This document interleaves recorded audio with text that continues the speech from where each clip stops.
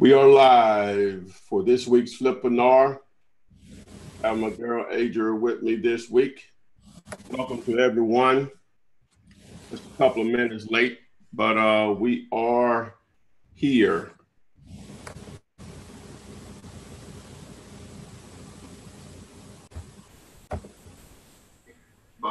We are here.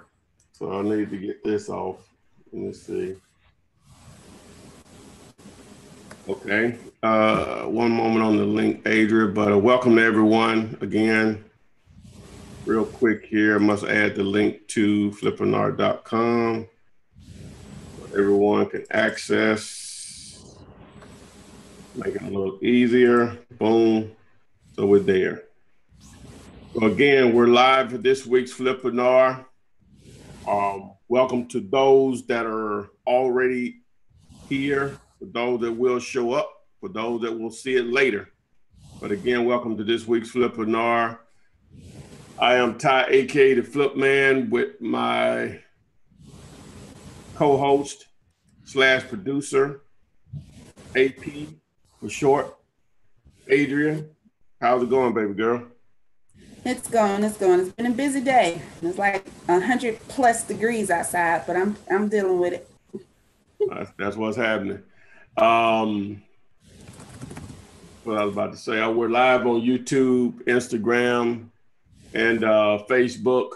So you can start loading your questions. If you can remember, guys, whenever you load your questions, make sure that you include where you're from. That helps us out. Some of your handles are a little more difficult on YouTube and Instagram, whereas Facebook is pretty simple. We can call out your name, but on the gram and on YT on YouTube, your handles may be a little challenging to repeat. So just to give you, just to acknowledge who we're talking to. So if we already have questions, we can load them. But while we're waiting on that, don't forget, if this is your first introduction to what I have to offer online, which is about mainly wholesaling real estate, focused more so on wholesaling houses. On my YouTube channel, I have over 200+ videos that anyone can access. Simply do a search on YouTube. You should be able to access my channel. If you're not sure how to do that, access a YouTube channel on YouTube. Simply go to YouTube and do a search. How do I access a YouTube channel videos? And you should get a number of videos to show you how. Try to look for the most recent videos. If you want a free copy of the one-page contract that I offer, simply go to flipman.net. You do know, outside of the free videos, for some that's enough. For others that may not be enough, I do offer coaching with step-by-step courses on wholesaling houses, on wholesaling apartments, which those are combined in a package, but also on flipping vacant commercial buildings. So again, what do we have, Ada? We got any questions loaded yet? Absolutely. They don't waste any time, but just giving shout outs from Trenton, New Jersey, Orlando, Florida, Savannah, Georgia, OKC, Miami, all over the place. Welcome, guys. And let's go ahead and just hop into it. Myra on Facebook says, what are some methods to find more sellers, Ty? Some methods to find more sellers. I'm assuming, what was her name from Facebook? Myra. I'm assuming, Myra, is that you're already familiar with bandit signs. Those are the We Buy Houses signs that you see on the street. Direct mail. That's where you, in most cases, people target either vacant houses, but I prefer just to do absentee because that encompasses everything, vacant and non-vacant. You can wholesale houses that are not vacant. So don't just be pinpoint on those. You just want to find a great deal, whether it's occupied or vacant. It's a little easier to vet the wholesale house is vacant, but don't let that be a deal breaker if it's not vacant. Obviously, you can go through real estate agents, but that's a different animal in itself for a number of reasons, mainly because you have another handout, which is the agents besides yours. The process that they're going to take you through may be a little bit more challenging if you're not experienced. Um, you could target for sale properties online and off, obviously, either for sale by owner is what I mean through, the various sites, Zillow, Craigslist, and so on. And then my biggest thing, if you're going to target properties online, target potentially tired landlords by targeting properties that are for rent. It's more or less a different approach than most teach. But the majority of the people that are going to call you, if you're doing a good job of marketing, the biggest group of people are going to be tired landlords. So you can be proactive and reaching out to them to some properties that they're already trying to advertise, either offline or online. Now, understand if you're going to target properties that are online, that are already, that they're trying to rent, that a lot of times that you'll run into property management companies and or realtors. So you have to get past the gatekeeper, but offers are free. So those are just a few ways that you could try to target properties. Those are what I would consider more common ways, especially the people that follow my information. Let me read this one from Instagram if I can. What do you say to potential sellers that have a distressed property but have not decided if they want to sell? Well, if they're not ready to sell, the only thing you can do is just make sure either one or two things. You leave your contact information with them, or just follow up with them maybe every couple of months. But you can't force them to sell. They need to be motivated to sell. You don't have to. If they're motivated to sell, that won't be an issue. It's already difficult enough to get a price, but you're trying to convince someone to sell it. They don't want to sell. Only thing you can do is just do some great follow-up. So what else we got, A? All right, Destiny Young from Savannah, Georgia wants to know, what is your response when a seller asks, can I ask why the price is so low after she makes an offer? If they ask you why the price is so low, generally, if that question comes up, if I make an offer, I will say, well, how close can you come to that amount? I'm really not answering that question. I say, you wouldn't give me a price, so I gave you a price. Do you want to accept it? I try to make some humor out of it. I'm trying to get the best deal that I can possibly get. I'm not trying to steal it, but I really am trying to steal it. So the response is, you try to create some humor there, and I will react is because the answer, the question would normally be anyway, is how close can you come to that amount? And I'm looking for a response. And my goal always when I'm negotiating is try to get the least amount that the seller will accept. That's not always accomplished, but that is always my goal, is try to get the least amount they'll accept. Now that number still may not work for me, but that'll be a decision made once I get the number. But I try to get the least amount that they will accept. I prefer that they give it to me, not me making an offer and then going through the counter process or whatever. But if I'm forced into making an offer, I'm gonna normally offer something that is gonna get a response of, why are you offering so low? So that's all I gotta say about that. All right, giving a shout out to Akeem and Tremaine. They say it's their first time on the Flippinars, and Tremaine is from Lafayette, Louisiana. Hey guys, and welcome. Let's see here. Taylor from Orlando asks, how do I calculate the ARV for a vacant lot, and what do I watch out for? Well, as far as on a vacant lot, I'm assuming he means residential. A lot of times you don't have any data to go by. If it's not an area where there's development going on, a lot of times the assessed value of what the county or state or city, however it's done in your market, what they assess the property at is going to probably be the number you're going to have to roll with. But without any just ongoing development where lots are being purchased all the time, a lot of times there's not going to be enough data there. So, the assessed value that the county says it's worth is probably going to be what you need to go with.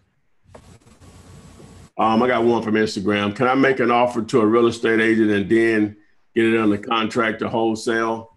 Yes, you can. Dealing with real estate agents is going to be a different animal. As I said a moment ago, they're going to want proof of funds to take you serious. And a lot of times earnest money, larger amounts of earnest money are going to be required, 500,000, sometimes even more. Now, there are ways you can negotiate a deal to delay that. But to answer your question, yeah, you can wholesale properties from through an agent. Okay, Max Julian on YouTube says, "What's good, Ty?" He's in DC checking in. How do you find an owner's phone number besides using the white pages? You're just gonna simply look up their name. If it's listed, it'll show it. It's that simple. Shout out to Billy Crane, who says he closed his first deal today. $2,000 in the pocket. He appreciates the knowledge, Ty. Way to go. Cha-ching. He did what now? He closed his first deal today. Bank $2,000. How much? 2,000. 2,000. That's what's happening. Absolutely. Congratulations. What was his name? That was, I'm sorry, I scrolled down pretty fast. I do That's believe, cool.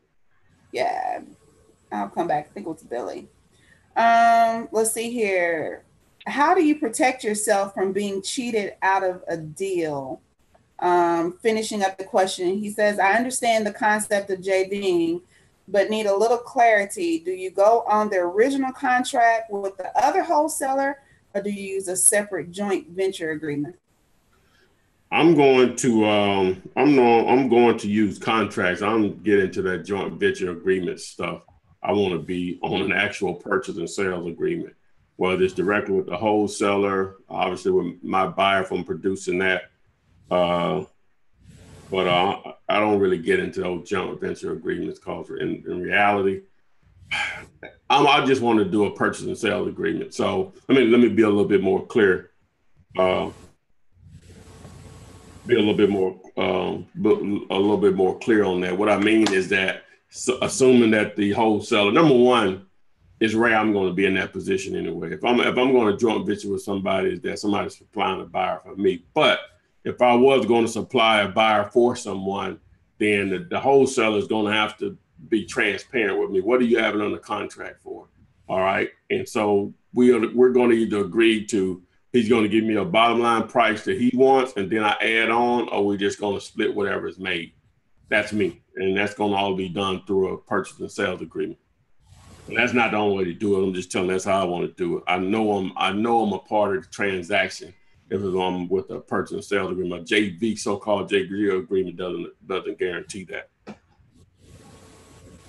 Okay. Sticking with the question from YouTube, Raheem from Philly ask, is a closing document mandatory or recommended? Could you give us a visual of a completed one if possible? Say that again. What did they say? Is a closing document mandatory or just recommended? And then he asked, could you give a visual of a completed one? It's not mandatory, just somewhat simplifies the process of who gets paid what. But as far as wait a minute. As far as I'm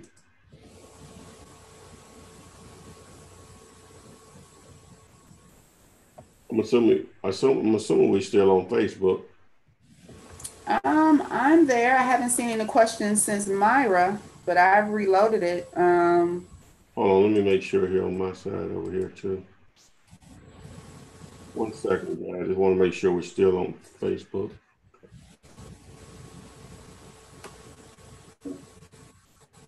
Yeah, I think they're good. Yeah, we're good. All right, but as far as the closing detail sheet that I'll provide, which I've quoted what's needed on there on several videos, but as far as a visual one, that's I guess what you would consider course level stuff. But again, I've given it away over time. Just create your own. I've in a number of videos I've said what needs to be in it. One from Facebook, from Instagram. I have my first 2 deals on the contract in Denver. They are great. I guess he meant ARVs. Do you know where I can get a buyer quickly? All right. If you have a great deal, you just need to let the world know that it exists. Craigslist, signs out in the market, contacting other wholesalers in your market. So if it's a great deal, if you let the rest of the world know that it exists, it won't be trouble. You won't have any trouble, especially in a city the size of Denver. Is hot of a market, and what they tell me, low inventory. Everybody says that. I don't get into that, but you won't have any trouble moving a property in Denver, Colorado, if it's a great deal. You'll have a buyer today if it's a great deal. Okay, I have Crystal Campbell on YouTube says, once I get a deal on contract, what is the next thing I should tell the seller? If you get a deal under contract, the next thing you should tell a seller, well, during the time, I guess, well, in most cases, if they sign the agreement, they already understand the process. But normally, the agreement is going to say the time frame that you're going to close in, which may be 30 days or whatever. So that's understood. And I normally would just let them know. I'll contact them whenever we get close to closing on the property. And that normally suffices if they have additional questions, but that's really the only thing they care about. If there's a situation where you need access to the property, they didn't give you a key, then you'll need to make sure that they understand you will need to gain access for contractors and or potential partners that you may have on the deal, which you're really just referring to buyers because they're going to view it. Now, one of the things you should do is make sure that you video the property when you go inspect it, so you can prevent a lot of traffic through the property by being able to text them a link that you've uploaded to YouTube to show the property. So in my opinion, that's the way I would recommend that you do. But I hope I'm answering your question. It may have to be a little bit more detailed for me to understand what you mean. Okay, Nicholas, again from YouTube, says, if I can't afford list source, MLS data, or bandit signs, what's another effective way to get my name out there? Wow. Again, I sort of went over this on one of the first two questions. Is they asked me the ways to find deals. As I said, if you don't have a marketing budget, then you're going to have to do some things and be proactive. And I would recommend reaching out to landlords. The biggest group of people that are going to call bandit signs, direct mail, are going to be landlords. So you're going to reach out to them to be, which that doesn't cost you anything. I understand you're going to run into a lot of property management companies and realtors, but some of them you still want to pose a question. But you'll just probably have to refer back to on the replay the first part of this because I explained it. I don't really want to explain that again. Just refer back to the first part of this particular video. Destiny Young says she marketed a house using bandit signs and had a caller who was a broker and investor for 32 years. He asks her, is this your money or are you pretending to have the money? How would you address that comment?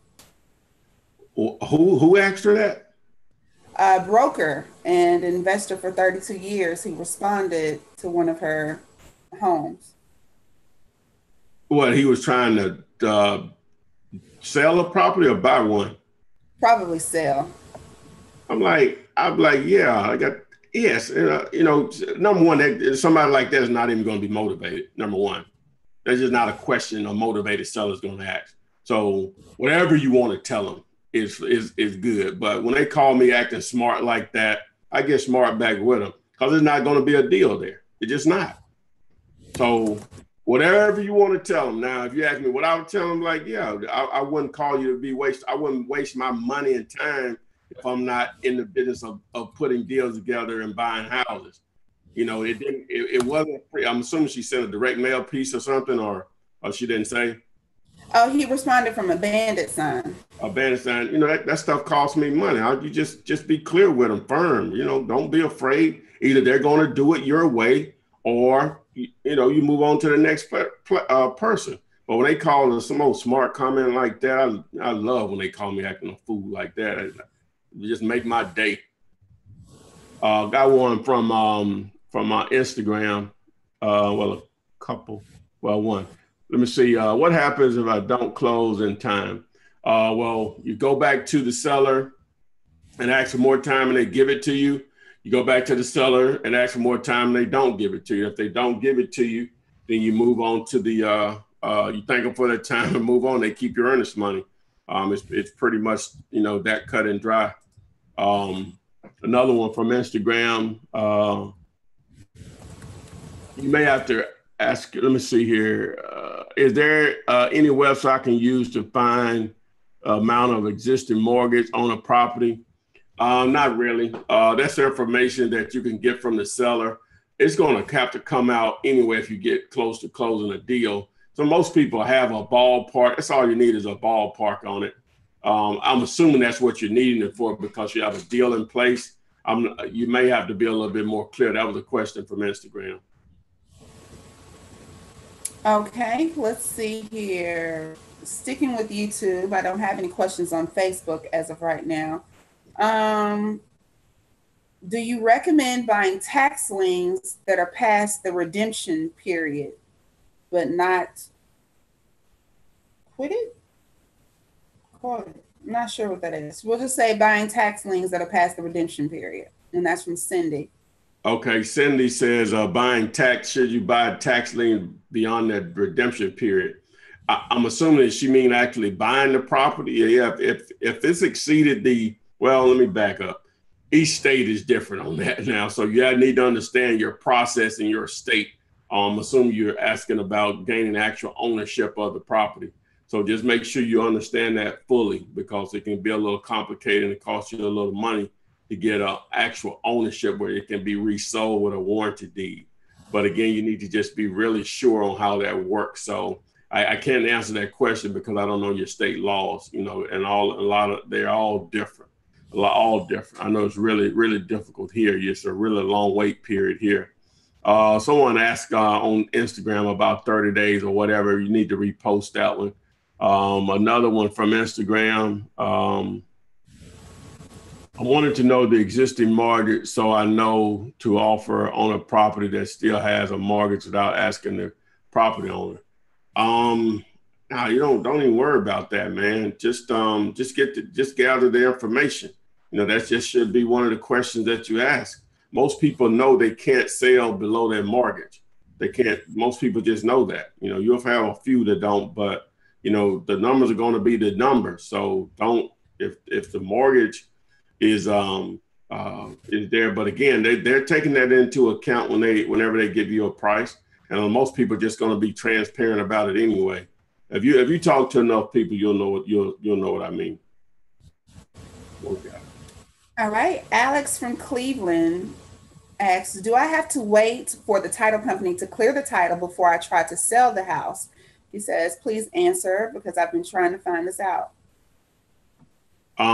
Yeah, no buyer. You don't, if you're asking about putting the title in motion before you find a buyer, you could do it both ways. Most time, even now, and I can afford to pay for the title. Normally, I won't run title unless I have a buyer, and normally the buyer is going to take care of it.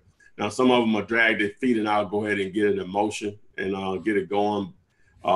So even if I had to pay for it, for a lot of times I don't. But even if I did, I would. But normally, you're just going to wait until you have a buyer in place. So hopefully I understood the question correctly. Make sure, guys, you if you're definitely on YouTube or even Facebook, you like and share. On YouTube, make sure that you subscribe to the channel if you haven't already, and turn on the notifications so you are alerted whenever new videos are uploaded and when we go live on YouTube. Got another one from Instagram. The title process. Do I run title search before I find an end buyer or great end buyer first, then title search? I sort of just answered that. You could do it either or. I would recommend just waiting until you find a buyer, because a lot of times the buyer would dictate how a title is run and who is ran through. So you normally should wait. What we got? Okay, from YouTube. If the seller is still living in the house, at what point do we tell them they need to start packing up? After I find a buyer, or should I let the buyer handle that after closing? How does that work? Um, well, in reality, that needs to be a part of the discussion before you even sign a contract with them in most cases. 30 days is a reasonable amount of time. Sometimes it may take a little longer, but it shouldn't take much longer than that. But your buyers, that's a discussion that you'll have with your buyer. Some buyers won't fool with it unless it's vacant. I've had to a few months back actually pay to have someone moved out. She was dragging her feet. My buyer was not going to close unless she was completely moved out. I paid some guys $1,000 to do. Was it that? Oh no, I paid her $1,000 to move out early, and she still didn't do it. So I had to go get some guys to pay. And I think I paid them $200 to move in, and they worked their tails off. And they got out of there in 3 hours, So I went to the close, and they were putting our stuff in storage.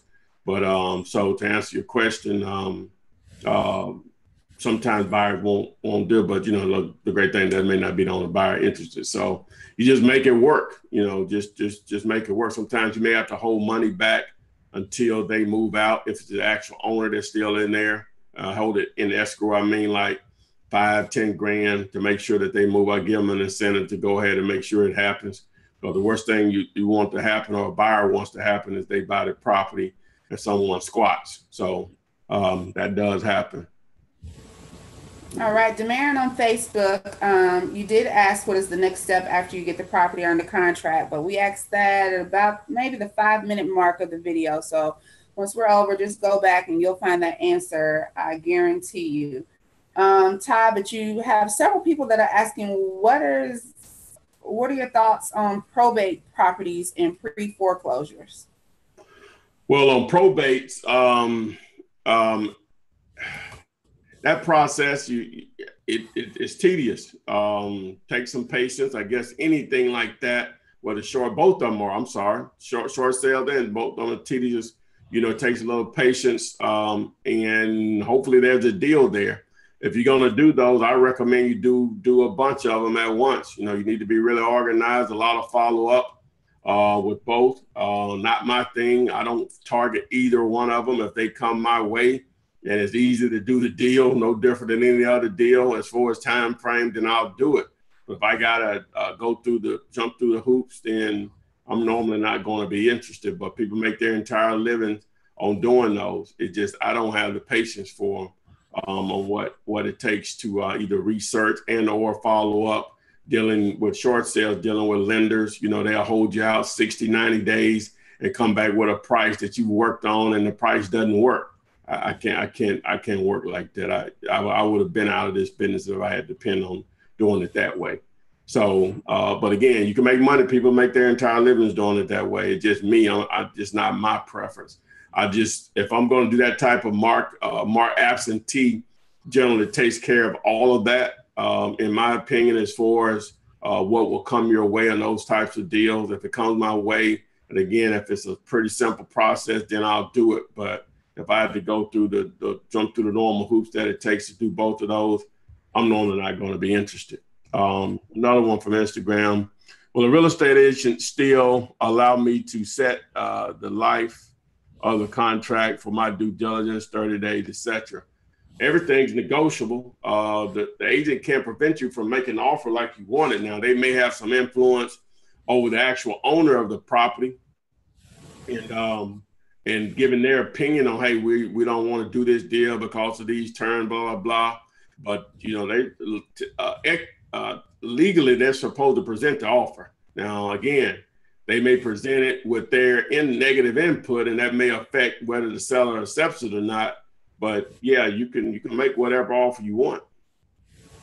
You always have to keep in mind you're going to deal with agents. In my opinion, is that you gotta keep in mind what's in it for them. You want to do it to the benefit of agent, but the bottom line is speed with them, and obviously how much money they're going to make. So if you keep that in mind, you can probably deal with, but understand that's a different world, and the things that you you can do with private sellers. A lot of times you're not going to be able to get away with agents. All right. Got a shout out from Oklahoma City, Ty Matthew Mitchell. He says, "Hey, Flip Man, I wanted to thank you for the input and advice you gave me on a deal about a week ago. I made $25,000. Want to say thank you." Wow. Okay. That's what happened. Who was this? Matthew Mitchell from Oklahoma City. Okay, that's what's happening, Matthew. Sound like you got a story to tell. Hit me up if you want to tell it, man. These people will love to hear it. Billy Crane, again from YouTube, says, "Is there a different mindset when it comes to the ARV between fix and flippers and buyers who are looking for rental properties? Can the cost be higher because it's going to be used as a rental? So those who are buying homes to fix it up and flip it again, or those who are buying it just to rent it out?" All right. I'm gonna read another one from Instagram and I'll answer that one. If the property is already for sale by owner for $5,000, if I try to, he said wholesale it for, I don't know what that means. What will make it a bad deal? Well, it just depends on what the repairs are and what the ARV is. That's too vague of a question from Instagram. Assuming that, it's not that many repairs, a lot of equity there based on the ARV, then it's just a difficult question. But, you have to give me more numbers than that, than just 5,000. What's the ARV and what are the repairs? But as far as from the question from I guess, was that YouTube or Facebook? That was on YouTube. All right, for the question from from YouTube about pricing your property for who will pay more, whether a rehabber or a potential landlord or someone that's looking for an income property. In my experience, most of the time, people that are looking for income properties, they'll pay a little more because they're looking to get their return over time. Whereas they're taking, I don't know if they're taking less of a risk or more, but when you're dealing with a flipper, someone that wants to rehab and flip, they're taking a short-term risk on their money, and normally they want a larger return because, again, the landlord / person that wants the income, they're looking for their money over time. So they'll normally, in my experience, pay a little more than the flipper. But, a deal is a deal. I don't care who it comes from. All right. Now, we have a rather lengthy question here from Against the Grain. He's asked me several times, so I got you. He's Virginia Beach, Virginia is where he's from. He says he has his eyes on a commercial property that was an old car lot. The building is a little over 10,000 square feet, and they lease for $14 per square foot in the area, although the building is a bit smaller. He wants to know, is it still a good deal? He then later put 2.5 million. Hold on, I got to scroll down a bit. And he said, what would the earnest money be on a transaction like this? Well, knowing if it's a good deal or not, there's obviously going to be more factors that are needed. If it was a car dealership, normally it's going to have the amount of traffic needed, assuming that it was an actual a new car dealership that sold new cars, obviously, and they sell used, but a new car dealership.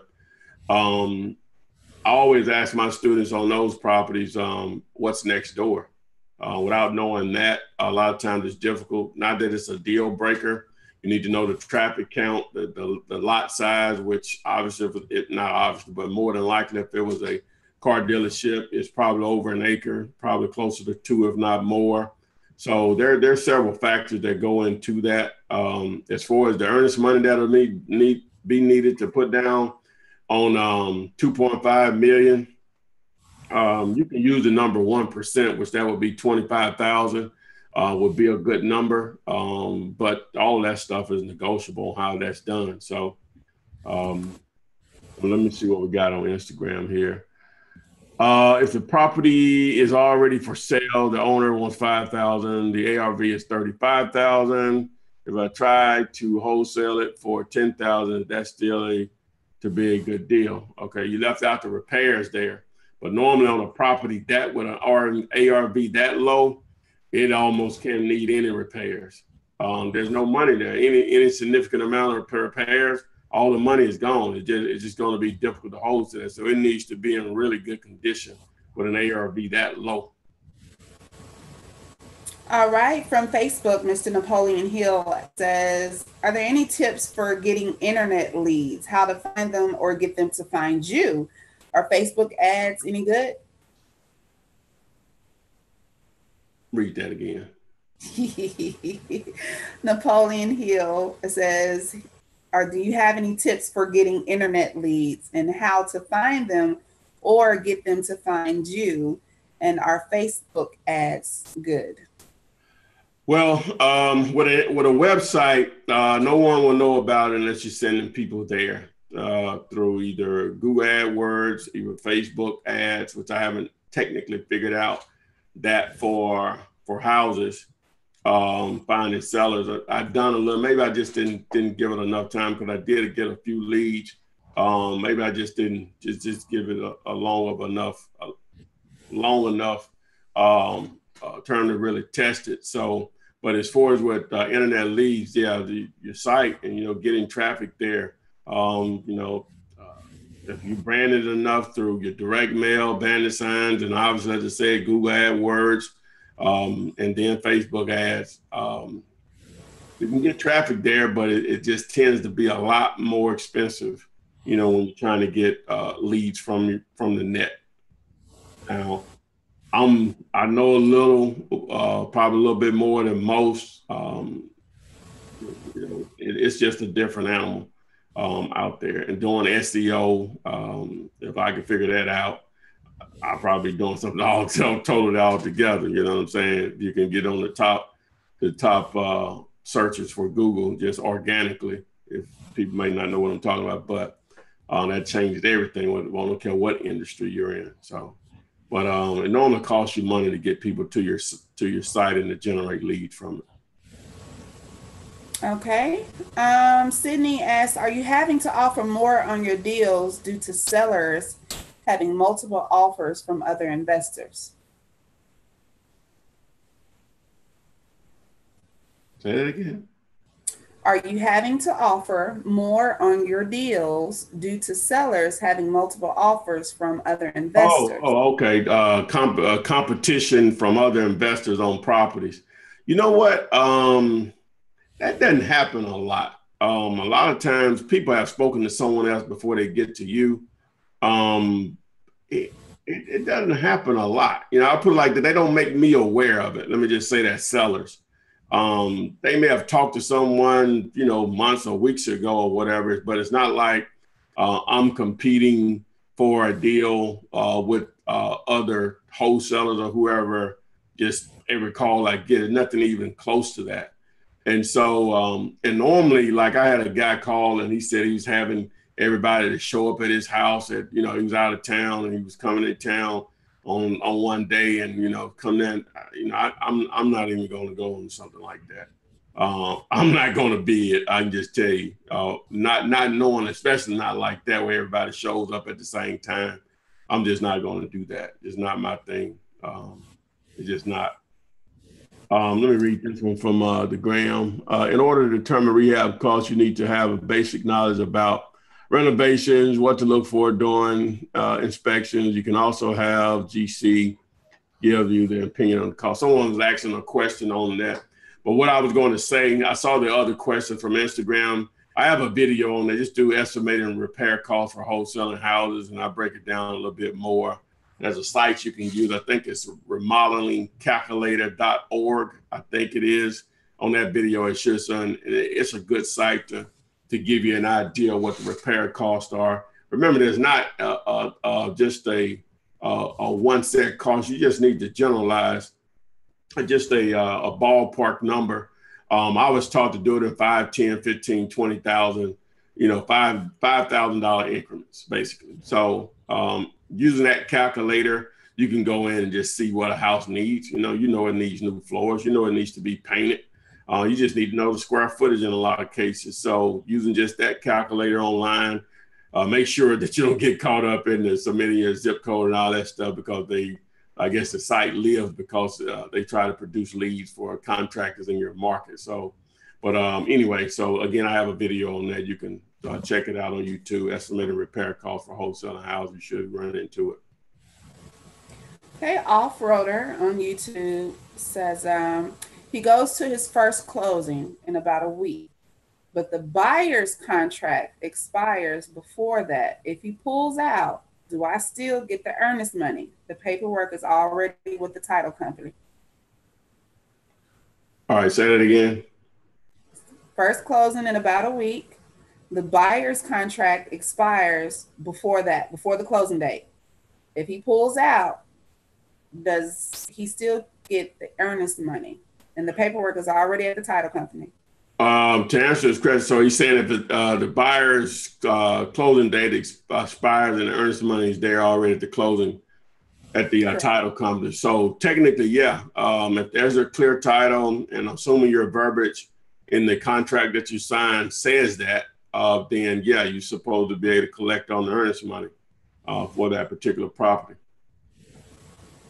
All right, Justin Maurice, I'll scroll up and look at your question on YouTube. I'll have to go back and find it, but I'll ask this question from Facebook from Dennis. When sending letters to tired landlords, do you normally use the same yellow letters that you send to homeowners? Okay, so when sending yellow letters to landlords, right, when sending letters to tired landlords, do you use the same yellow letters that you would use for homeowners? Those are the same people. You're targeting an absentee owner that's just, that person may just be a landlord. So to answer your question, yeah.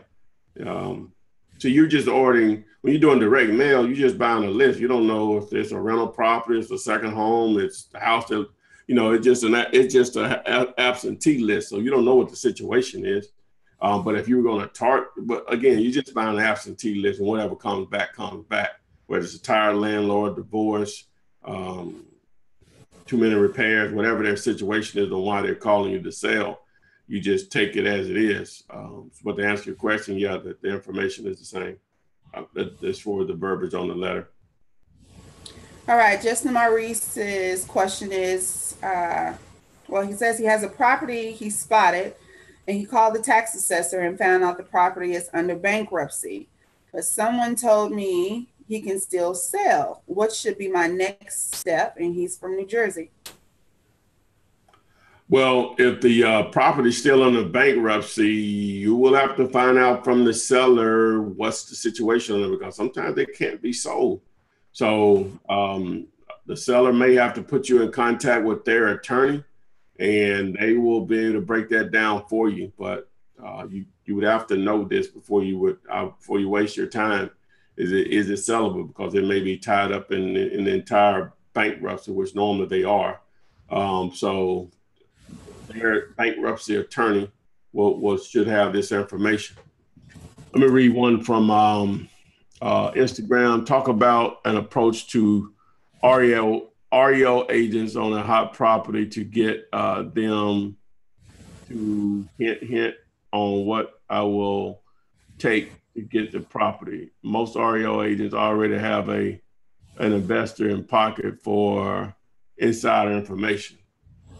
Well, that's just all about building relationships.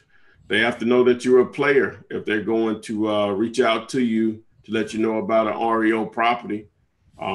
It just really boils down to just networking and just doing transactions. Not really my thing, the introvert that I am, but if you're a networker, you just have to, at some point or somehow, let them know that you're a player and that you can close fast, because that's the only thing they'll care about. All right, just for any listeners that are on that are congratulating Matthew, he did offer a little insight into his $25K deal. He just says what happened was the guy was about to lose his house for back taxes. He owed $3,500, so Matthew made him an offer of paying the back taxes. He gave him a total of $8,000 if he signed over ownership of the house. for which had an after repair value of $75,000. It was on the market for less than 8 hours before he found a buyer, and he made $25,000 off of it. Okay, that's what's happening. I think I remember that. That's Yeah. what's happening. All right. Welcome, Terry. Says he finally made it to the Flippinar. Glad to have you here. Scrolling up, Shavonda says, I'm from Atlanta. I've been driving for dollars, but I am having a hard time finding the owner's phone number. What are some other methods to locate the owner? Well, direct mail is going to be probably your other option, reaching out to them by mail. If it's just one person like that, or maybe two or three, say, I'll send something to UPS or FedEx, to number one, that takes, increases your percentage a great deal on your message being read, which is the name of the game. So that's what I would do. The other thing is, reaching out to the neighbors. A lot of times they know how to reach those individuals, and you can skip trays for relatives and reach out to them, but you have to give them an incentive to pass your number along to that seller. Just a refresh on from Against the Grain with that car lot property. You asked what was next door. He said that the property is on the busiest boulevard in a tourist city, and it has constant traffic. His question was, are there ways to obtain earnest monies to cover the 1%, or does it have to come out of pocket? No, there are ways around earnest money as far as your negotiations. To answer the question, yeah, there are. So there are some creative ways you can put that together. But again, that 2.5 million, just more goes into knowing if that's a potential deal. Again, he didn't answer what's next door. He just said it's busy street. That's fine, but what's actually next door? What's directly across the street? What's on the left? What's on the right? What's directly across the street? Okay. Question about a fire damaged property. It's a 2-bedroom, 1-bath, and it's completely burnt from the inside. Do you think cash buyers will touch a house with fire damage? Yeah, it still boils down to the number. You just have to take in consideration what's the ARV and what's that potential cost on the fire damage. It can get really expensive when you start talking about fire damage properties, though. So it depends on how charred it is and what's the ARV. So, but yeah, to answer your question, you have some cash buyers that love fire damage properties. Okay. I'm sticking with YouTube. Raheem from Philly says, prior to me creating a LLC, can I expect any foreseen problems? No. Waited until after the fact. No. Okay. BGL Investors says, from your experience, what type of neighborhoods have you had the most success with finding sellers? Well, in my experience, because I use bandit signs so much, especially early on, I guess even now, but I'm a little bit more broader on where I place them. But back when I started, man, the neighborhoods you saw on TV every night, quote unquote, what they call the war zones. I've done most of my deals in those areas. It's really not like that now. Still do them there, but not as heavy as I used to. See, back then, the financing was different. Back then, you could get a ham sandwich finance. So a lot of times in those neighborhoods, see, now they're just basically rental areas here in my market. But back then, they were rental retail areas. A lot of first home buyers were buying houses in those areas. So it didn't matter what part of town you were in. It was it was very few parts of town that you couldn't make some really good money on the deal because they could go in and rehab and resell or rehab and rent out. Now it's more rehab and rent out. So I still do deals there, but more of the, I guess, the lower middle class, I guess the C areas for me is probably where I do most of my deals now. I was talking about D's then, but probably more C area. But each market is different, so keep that in mind. All right, you got any questions from Instagram? Yeah, Instagram. How often do you do deals with historic home flips? I don't know if I've ever done one of those. I have to think about it, but I don't even know if I've ever done a historic, quote unquote, historic home before. I've looked at some before, but I don't know if I've ever completed. I have to think about it. Okay. From Facebook, Devin says, "Hey y'all, I was wondering, would you trust any of these internet gurus claiming to have the CPU software to do your marketing and connect you to sellers and buyers?" Well, he said, would you trust any of the software that's out there to connect you with sellers and buyers? It's going to be, well, there's a lot of good technology out there, but actually just finding sellers and saying boom and there's a deal, it's just not going to work like that, guys. It's just not. I'm just telling you, it's just not. Some stuff just going to have to do yourself. Now, again, you want to use as much technology as possible, but don't get sucked into, hey, this software is going to do a deal for you. Don't get sucked into that. Okay. Miss Queen on YouTube says the only part that has her insecure is when it comes to the title company. Do we pay for the title search up front, or can you break that part down for her? She's in California. Well, Ms. Queen, we sort of answered that question already tonight, but to answer your question, the title company is the easiest part. If you have a buyer and seller in place, and a lot of times your buyer, the reason you don't even worry about a title company is because your buyer is going to dictate that a lot of times. Not always, but a lot of times. So you don't even worry about that. You can get the deal closed. You got a buyer and seller in place. One of the videos that individuals that seem that just, I guess that's a beginner's question, a newbie question. Do a YouTube search for my video, the top five mistakes newbies should avoid wholesaling houses. And that's one of the top 5 there. Don't even worry about title companies. Focus on sellers first, in my opinion. Buyer, once you got those 2 in place, or you can get the deal closed. Okay, let's see here. Christy Campbell lives in ATL. It says, if I wanted to wholesale a property in a different state with a wholesale. Oh, no.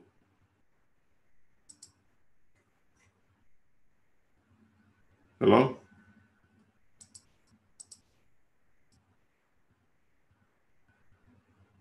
Hey, you still there?